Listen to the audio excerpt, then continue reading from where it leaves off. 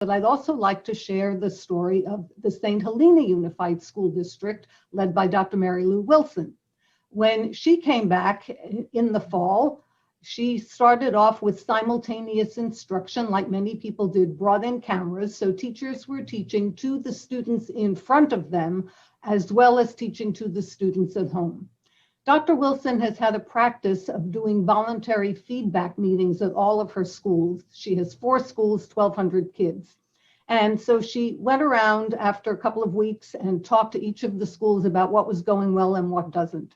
Teachers were very unhappy with the simultaneous instruction because it's quite difficult to be talking to kids in front of you, but standing in a small space, not being able to move around because you're talking to a camera. They also reported that the kids who were in person were engaged and excited and really doing well, but the kids who were at home came in their pajamas, they were eating breakfast, they were absolutely not engaged. So she put together a committee about how we were going to get more kids back.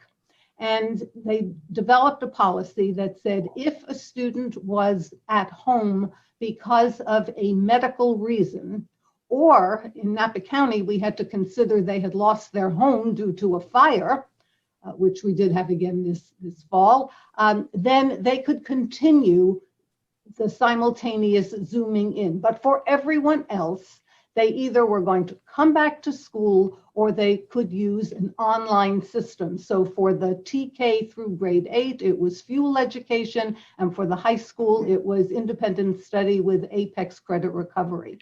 And amazingly, 95% of the students came back.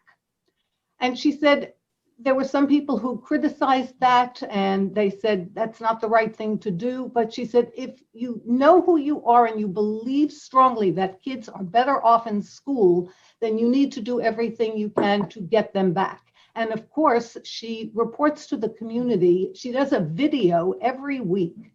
And I think that's another lesson, that we send updates to our parents, but they don't always want to read a long thing. But a video that takes a minute and a half, people are very willing to listen to. So she sent that video home, explained her reasoning, and had a dashboard on the website, as many districts do, that showed that there was not any transmission coming from the schools. In fact, there were lower cases in kids who were in person than there were from kids who were at home. And so now they're up to 98% of kids back in school, which I think has lessons for all of us.